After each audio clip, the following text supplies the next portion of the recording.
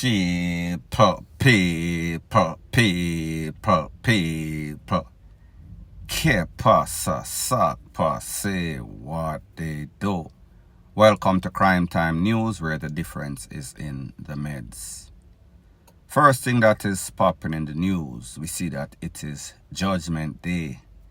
The day in which the man that took away the life of a lady and her 4 children, Roshane Barnett, he was sentenced to 61 years and 8 months, 5 concurrent life sentences, 61 years and 8 months before he is eligible for parole, which is exactly what the DPP, the prosecution, the government had requested, had wanted at the last court date before this one, in which she, Paula Llewellyn, demanded or asked for 61 years and 9 months. That is 1 month ago.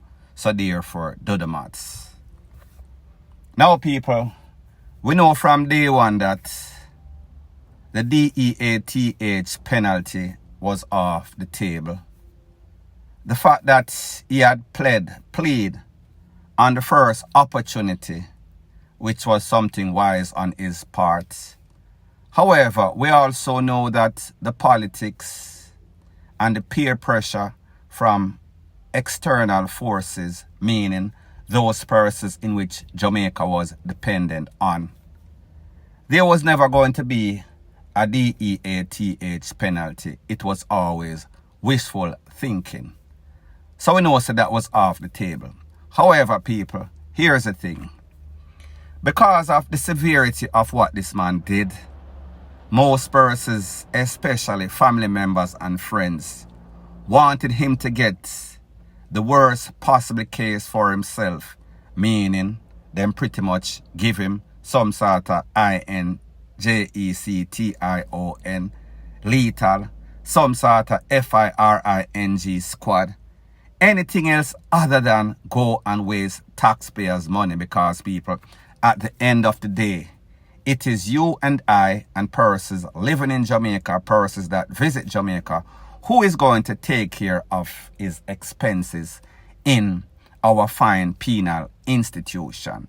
So therefore, 61 years or however is natural life, that is what we are going to be paying for. However, the good thing or the only upside is that he won't be out. He will not get a next opportunity to do what he did or anything close to that. If anything, if I know the penal institution enough, maybe he now will become a victim. And people, I am sure that most persons don't have a problem with that, point blank and period. So people, at the end of the day, at least we know within ourselves, this is not exactly what we wanted. However, this is plan B. Just in case he did not get what we requested, we know that we're going to put him away for the rest of his natural life. Now, people, you know that whenever a prosecution, district attorney in any case, gets exactly what she requested or he requested, the system requested. The DPP, in the case of Paula Llewellyn in Jamaica, she was elated. I am not going to say that she is excited or she was excited, but she asked for one thing and she got exactly that. Not so the case of Mrs. Harris, Mr. Roshane Barnett's lawyer. She did not get what she required. She required 10% off. So therefore, if we take away 10% of 61 years, we are talking, but I think she required 40-something years. I'm not sure. Don't quote me on that. Somewhere in that ballpark. So therefore, the DPP had something to say. Take a listen, take a look at exactly what the DPP said. And people, this is coming from the Star newspaper, this video. Take a listen, take a look, and then I'll give my piece. Right, and so we hear 61 years, 8 months. Your reflections? Well, first of all, let me really record my appreciation for the very, very pellucid judgment of the court. It sought to educate, and it sought in a very transparent way to really make it quite clear. One, how the sentencing function of a judge is very, very difficult. But on the other hand, because of where we are in the 21st century, it showed in a very positive way the answer by the judiciary to answer the public, to respond to the public clamor for transparency and to explain. So certainly as Director of Public Prosecutions, I wish to salute the judge and the judiciary that he represents, and also the forward thinking of the Chief Justice, who gave his approval for the live streaming so that the members of the public would have another way, separate and apart from the media, to actually hear from themselves how the system works. I believe the judge was spot on in how he dealt with it. He properly considered the aggravating factors, the mitigating factors. I thought that was the correct starting point according to law. And he answered the call of history when he recognized, as we did, that there was no legal precedent for a case of this nature.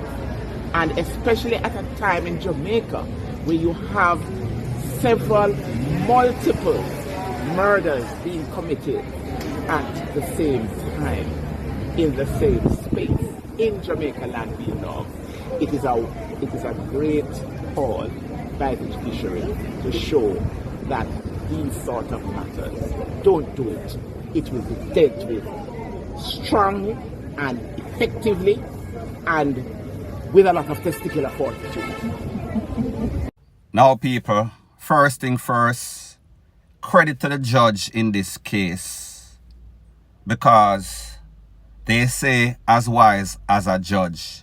However, based on some of the boneheaded decisions that we've seen in these courts, we see say, them a judge a let go all sorts of criminals that are out there committing crimes after crimes, repeat offender. So therefore, I would not say this is damage control. However, it sure helps with the win and loss or the decisions that have been made by judges in the past. So therefore, give credit where credit is due. The other thing is that this was a case in which there was all sorts of live streaming. And we know that judges like for cases to be private. However, because Jamaica knew that they needed some sorts of damage control to regain the confidence of people back into the system, to let people see exactly what this youth was doing, the type of deeds, the intricate details of this case as to why this youth did what he did, not saying justified just for him to give his side of the story, the prosecution to give their side of the story. So therefore, justice could have been seen as being balanced in this case. Most importantly, this case should send a message out there to all you other youths out there that feel as if you can just get angry, you have anger management problem, and then you just get away scot-free like that. There is no sort of repercussion. I am sure that when other youths listen and think about 61 years from today at 2022, add 61 years and 8 months to that, we are talking about 2084, somewhere around there, if my math serves me correctly. People, that is a whole bunch of time on the street, especially in these penal institutions with all sorts of chink, bad food, bad water, bad bed. People, he laid his bed and therefore he has to rest in it. Point blank and period. So pretty much he got exactly what he deserves. So people, let me know in the comment section, do you think that justice was served in this case? Do you think that we should have been realistic and should have known that, listen, not care how much them talk, that was just mouth talk. He was never going to get the DEATH penalty. That was just a way using Sykes to make sure say him play fast and did not waste the court's time, because at the end of the day, this was an open and shut case, just like how him shouldn't get take out in a closed casket. Him do the right thing, him save himself from getting 100 plus years instead of 61 years. So people, him get exactly what he deserve.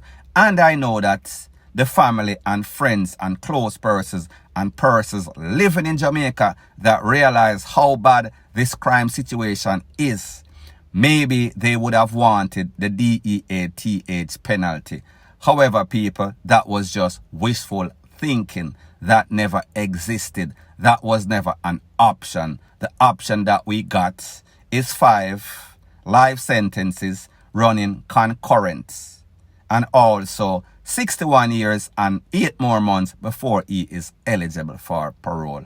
People, we should hope that he never lives to see the side of life outside of that penal institution. And people, I doubt that he will, because based on his crime, more than likely somebody is going to take that personal. And even better, more than likely he is going to face some sort of rift, some sort of verbal or physical altercation in that place with somebody with attitude just like himself. And hopefully both of them will kind of get rid of the expense of the state, meaning that the tax that people are paying to make sure that they live in one of these fine institutions, point blank and period. So anyways, people, thanks once again for checking out my video. If you appreciate video, straight to the point, no beating around the bush, no sorts of gimmicks, please show your appreciation by liking, commenting, sharing and subscribing to my channel. And people, very importantly, whenever you are making any sorts of strides in life, there's always going to be some sorts of viper. When they realize that your ceiling is in the stratosphere, when they compare and realize that their ceiling is in the cellar, in the abyss of hell. And people, the fact that they are motivated by hate, the only thing that they can do is bring you down, so therefore they can feel as if they are up. Point blank and period.